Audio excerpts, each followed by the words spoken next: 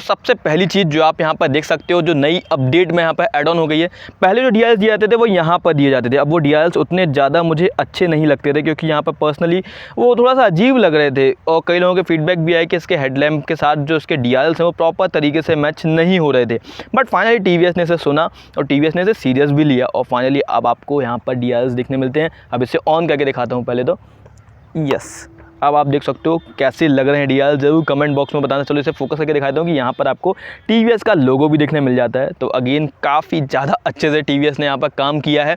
और यहाँ पर अब सबसे अच्छी बात यह है कि आपको एक कंप्लीट हेडलैम्प लग रहा है। अब यहाँ पर दूसरी प्रॉब्लम जो लोग नोटिस करते थे वो ये थी कि भाई इसमें विंड स्क्रीन लगा देंगे तो शायद ये ज़्यादा अच्छी लगेगी।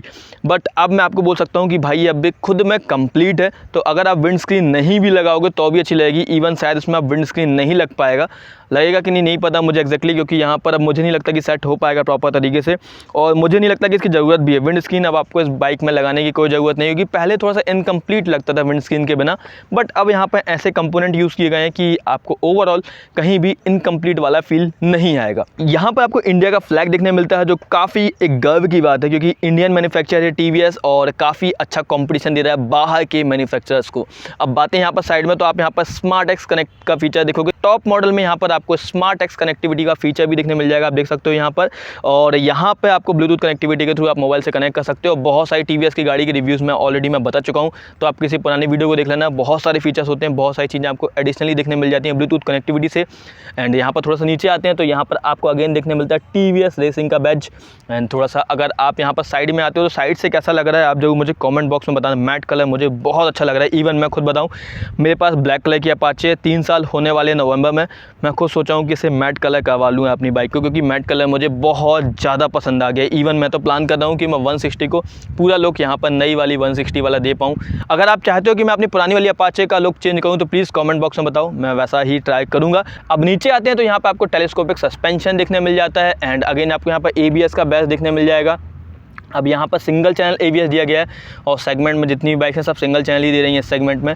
तो ओवरऑल ठीक है, सिंगल चैनल ABS, ऐसी कोई प्रॉब्लम नहीं है सिंगल चैनल से। और यहाँ पर आपको देखने मिलता है 270 mm का रोटो पेडल डिस्क ब्रेक, जो काफ़ी ज़्यादा अट्रैक्टिव लगता है। एंड यहाँ पर आपको बता दूँ, ये पेडल डिस्क ब्रेक से एक बेनिफिट होता है बेसिकली कि जो हीट डिसिपेशन होता है वो प्रॉपर तरीके से होता है, तो वेयर एंड टेयर होने के चांसेस कहीं ना कहीं थोड़े से कम हो जाते हैं, और लुक वाइज भी काफ़ी ज़्यादा अट्रैक्टिव लगता है। पीछे की बात करें तो पीछे आपको देखने मिल जाता है, अभी यहाँ पर डिस्क ब्रेक वाला मॉडल की टॉप मॉडल में दोनों ही डिस्क ब्रेक देखने मिलते हैं। तो रियर में आपको यहाँ पर 200 mm का डिस्क ब्रेक देखने मिलता है, जो काफ़ी अच्छी ग्रिप देता है। एंड मैंने यहाँ पर टेस्ट भी किया, अभी टेस्ट में हम लोग बताएंगे कि हमें कैसा परफॉर्मेंस लगा इसके ब्रेक्स का। अब थोड़ा सा एक चीज़ और जो आपको यहाँ पर चेंज देखने मिलेगी वो यहाँ पर इसका मीटर कंसोल में आपको काफ़ी सारी इन्फॉर्मेशन ऑफर की जाती है।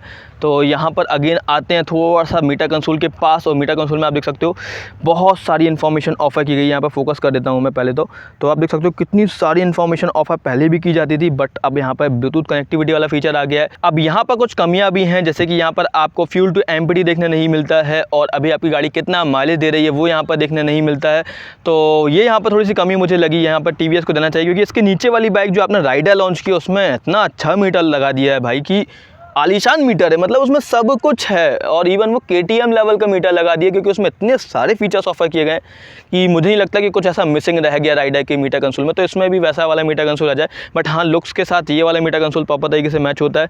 बट फीचर्स के मामले में थोड़े से एड ऑन कर दीजिए। हाँ एक चीज़ और इसमें एड ऑन हो गई है, वो बता दूँ, इसमें गियर पोजीशन इंडिकेटर आ गया है फाइनली। यहाँ पर आपको टाइम देखने मिल जाएगा, फ्यूल देखने मिल जाएगा, एवरेज स्पीड आप कितनी चला रहे हो वो यहाँ पर देखने मिल जाएगा। और स्विच करने के लिए आपको कुछ नहीं करना है, यहाँ से आप स्विच कर सकते हो। लैप टाइमर मोड देखने मिल जाएगा आपको, हाई स्पीड अभी तक आपने कितनी अचीव की वो देखने मिल जाएगा। बेसिकली यहाँ पर आपको 3 मोड देखने मिलते हैं। अगर आप इसे अर्बन या रेन मोड में चलाएंगे तो आपको पावर देखने मिलती है 15.55 PS या 15.6 PS के अराउंड। अब यहाँ पर बेसिकली होता ही है कि जब आप इसके रेन या अर्बन मोड पर चलाओगे तो आपको जो पावर देखने मिलती है वो यहाँ पर 15.6 PS की देखने मिलती है, और टॉर्क यहाँ पर 14.14 न्यूटन मीटर का देखने मिल जाता है।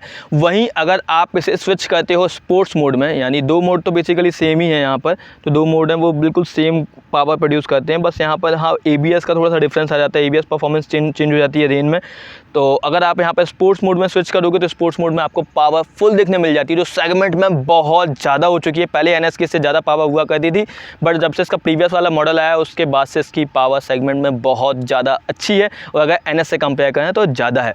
यहाँ पर आपको देखने मिलती है 17.6 PS की पावर, और यहाँ पर जब आप इसे स्पोर्ट्स मोड में चला रहे हो तो वहाँ पर ये पावर देखने मिलती है। साथ ही में यहाँ पर अगर हम इसके टॉर्क की बात करें तो आपको यहाँ पर 14.73 न्यूटन मीटर का टॉर्क देखने मिल जाता है स्पोर्ट्स मोड में। अब यहाँ पर आप देख सकते हो ये 4 मिलियन एडिशन है, यहाँ पर देख सकते हो 4 मिलियन एडिशन लिखा हुआ है, और यहाँ पर आपको ओवरऑल जो रेड स्ट्रिप देखने मिल रही है मैट ब्लैक के साथ, वो बहुत ज़्यादा शानदार लग रही है। एक चीज़ जो यहाँ पर TVS ने अगेन काम किया वो है सीट की कुशनिंग पर।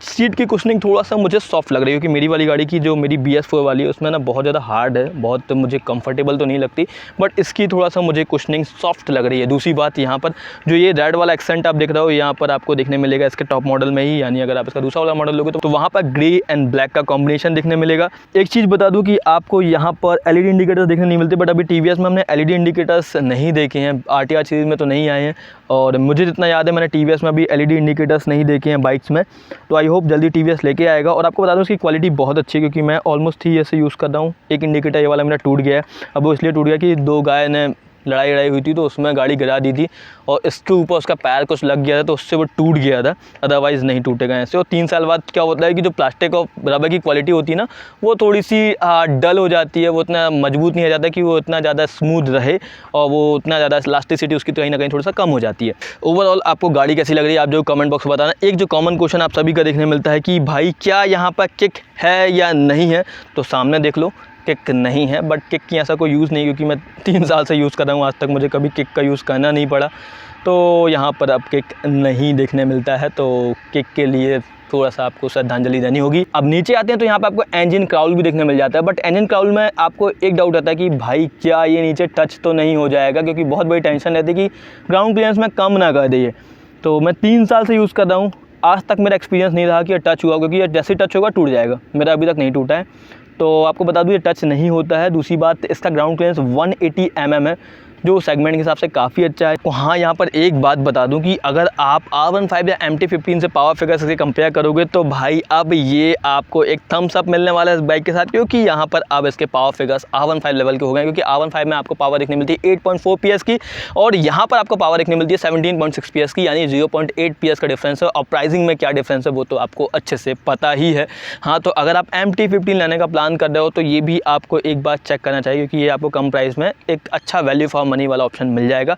एक कमी अगेन मैंने जो नोटिस की वो यहाँ पर इसमें आपको देखने नहीं मिलता है, वो है साइड स्टैंड इंडिकेटर या साइड स्टैंड कट ऑफ, जो TVS को फ्यूचर में लाना चाहिए। बहुत इंपॉर्टेंट फीचर है, क्योंकि यहाँ पर साइड स्टैंड इंडिकेटर रहेगा तो हम रिकॉग्नाइज़ कर लेते हैं भाई स्टैंड खुला हुआ है, क्योंकि वे बाजू वाले आके बोलते हैं भाई स्टैंड खुला हुआ है, तो फिर वो दिक्कत होती है, तो वो इसमें थोड़ा सा अनकम्फर्टेबल हो जाता है। यहाँ पर आपको ऑयल कूल्ड इंजन देखने मिलता है, जिसकी परफॉर्मेंस लॉन्ग टर्म में काफ़ी अच्छी है। सो गाइस, अब इसका एग्जॉस्ट नोट भी सुना देता हूँ आपको। एग्जॉस्ट नोट आप यहाँ पर ऑन कर लेते हैं पहले तो। TVS को जैसा कि आप जानते हो TVS हमेशा एग्जॉस्ट से बहुत ज़्यादा कुछ डिफ्रेंशिएट करता है, तो एग्जॉस्ट नोट आपको कैसा लग रहा है आप जो कमेंट में बताना।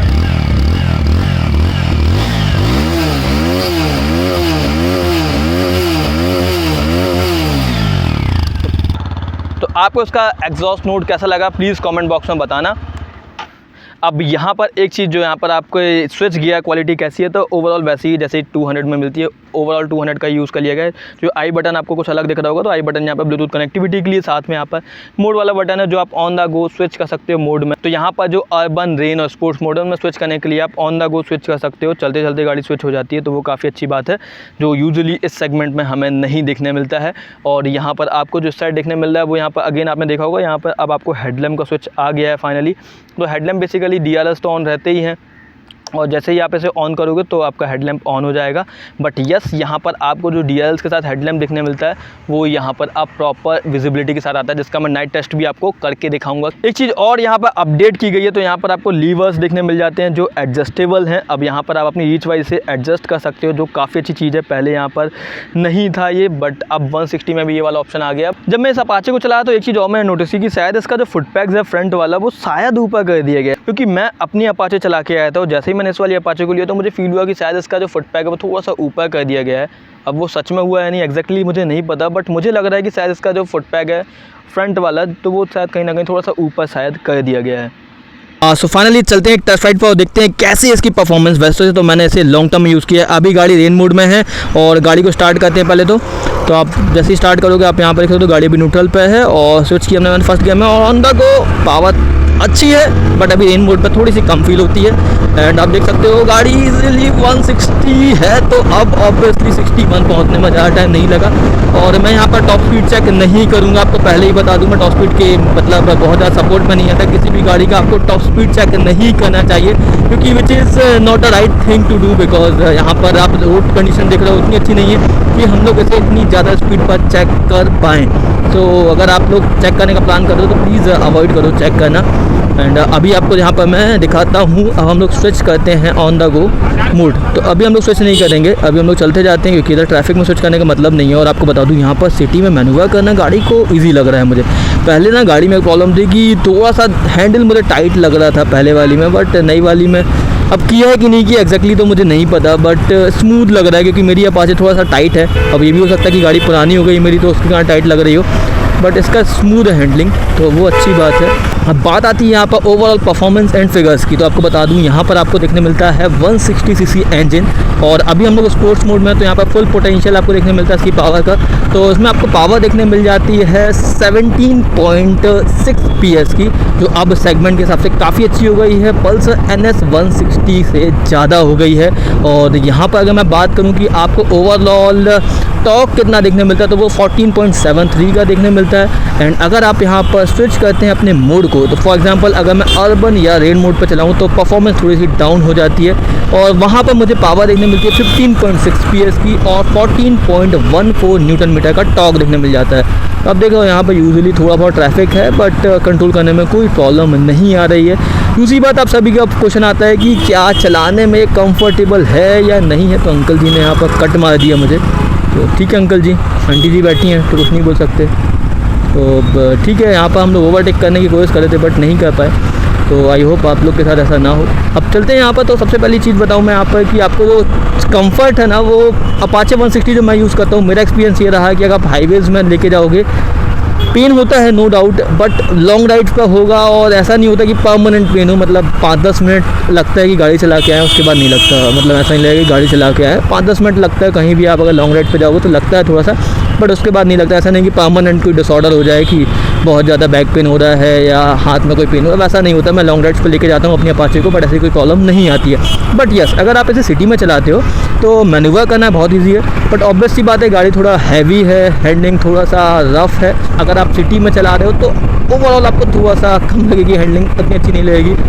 बट अगर आप इसे हाईवेज़ में चला रहे हो तो बहुत अच्छी लगेगी। दूसरी बात, जब आप बहुत ज़्यादा चलाओगे मतलब 10-15 किलोमीटर सिटी में चलाओगे, बार बार क्लच और एक्सीलेटर लोगे तो आपके हाथ में पेन होगा कि नहीं, तो यस हो सकता है पेन। फर्स्ट टाइम चलाओगे डेफिनेटली होगा, बट अगर आप इसके यूज टू हो जाओगे तो स्टार्टिंग में होता है, मतलब 5 मिनट लगेगा कि आपको थोड़ा सा हाथ में अजीब लग रहा है, फिर नॉर्मल हो जाता है। तो मतलब ऐसा नहीं है कि परमानेंट डिसऑर्डर हो जाए या परमानेंट कुछ प्रॉब्लम आ जाए। बैक पेन मुझे प्रॉब्लम अभी तक नहीं आई, 3 साल से चला रहा हूँ। बात करें अगर सस्पेंशन की तो सस्पेंशन थोड़ा सा सॉफ्टर साइड लगा मुझे, पहले से शायद इम्प्रूव हुआ लग रहा है मुझे क्योंकि मेरी अपाचे थोड़ा सा रिटर्न मारती है, लेकिन इसमें यहाँ पर रिटर्न नहीं आ रहे हैं तो थोड़ा सा सॉफ्ट लग रहा है मुझे प्रीवियस वन से। एंड यहाँ पर ओवरऑल देखिए आप जैक आ रहे हैं बट ईजिली एब्जॉर्व कर पा रहा है उसको, तो वो कोई प्रॉब्लम नहीं लग रही मुझे। और यहाँ पर रियर में आपको मोनोशॉक एब्जॉर्बर देखने मिल जाता है जो प्रॉपर तरीके से काम कर रहा है। फ्रंट में टेलीस्कोपिक सस्पेंशन है जो अच्छा काम कर रहा है। और ब्रेकिंग का भी बाइट हम लोग चेक करेंगे अभी। सबसे पहले तो यहाँ पर आपको बता दूँ कि मोड इजीली आपको ऑन द गो स्विच कर सकते हो तो वो काफ़ी अच्छी बात है। And day to day traffic में इजीली आप मैन्यूवर कर पाओगे, कोई प्रॉब्लम नहीं आएगी। और बात करें अगर अपाचे से अच्छा ऑप्शन क्या NS 160 है तो मैं आंसर इज़ नो। और NS में मेरे को कोई पर्सनली कोई प्रॉब्लम नहीं है, बट यार उसमें अपडेट नहीं आ रही है काफ़ी टाइम से। तो बजाज से मेरी रिक्वेस्ट है कि प्लीज़ उसमें जल्दी से जल्दी कुछ अपडेट्स लाइए, तभी लोग सोचेंगे कि यार कुछ नया मिल रहा है। क्योंकि वो हेडलैम्प कब से चल रहा है हेलोजन वाला, वो अभी तक आ रहा है। मीटर कंसोल वही चल रहा है, कोई चेंजेस नहीं हो रहे हैं। तो उधर पर कहीं ना कहीं TVS लीड कर लेता है क्योंकि TVS में यहाँ पर जो आपको ओवरऑल फीचर्स मिलते हैं वो कंटिन्यूसली अपडेट होते जा रहे हैं, मार्केट के साथ नई नई चीज़ें ऐड होती जा रही हैं। बट TVS के जैसा बजाज में देखने नहीं मिलता, बजाज में अपडेट बहुत स्लो आती हैं। तो हो सकता है आपको अब अगली अपडेट 2 साल बाद देखने मिले, 3 साल बाद देखने मिलते। तो अराउंड 1,43,000 का अराउंड दिल्ली में चली जाती है ऑन रोड। तो अगर हम कंपेयर करें KTM के ड्यूक 125 से तो भाई उसको छोड़ के ये ले लो, मच बेटर ऑप्शन है, क्योंकि ड्यूक 125 में पावर नहीं है, मतलब वो ड्यूक वाला फील नहीं मिलता, क्योंकि ना कहीं पावर में वो स्ट्रगल करती है, तो वो इसमें स्ट्रगल देखने नहीं मिलता। दूसरी बात, हाई स्पीड पे स्टेबल है गाड़ी, सबसे अच्छी बात मुझे यही लगी। और अभी ये चीज़ मुझे चेंजेस समझ में आया कि TVS ने शायद इस पर काम किया है, क्योंकि यहाँ पर जो हाई स्पीड पे स्टेबिलिटी है, जब मैं हाई स्पीड पे से ड्राइव कर रहा था तो वहाँ पर स्टेबल थी गाड़ी, मतलब वाइब्रेशंस फील नहीं हो रहे थे। दूसरी बात, यहाँ पर जो ब्रेकिंग है वो कंफर्टेबल लग रही है, शायद ब्रेकिंग की पोजीशन थोड़ा सा शायद नीचे कर दी, ऐसा मुझे समझ में आ रहा है, क्योंकि ब्रेकिंग अगर नीचे नहीं की होती तो कैसे हो सकता है ऐसा कि इसका ब्रेकिंग बहुत ज़्यादा इजीली ये मुझे लग रहा है, मतलब कंफर्टेबल लग रहा है। पहले थोड़ा सा ब्रेक ऊपर था, या तो ब्रेक ऊपर कर दिया है या तो इसके जो फुट पैक्स है उसे नीचे कर दिया, दो में से कोई एक चीज़ की है। अब क्या की है वो तो एक्जैक्टली मुझे नहीं पता, बट कुछ तो चेंज किया है इस पर, तो वो चीज़ मुझे इजीली समझ में आ रही है, क्योंकि यहाँ पर परफॉर्मेंस में क्लियर डिफरेंस समझ में आ रहा है।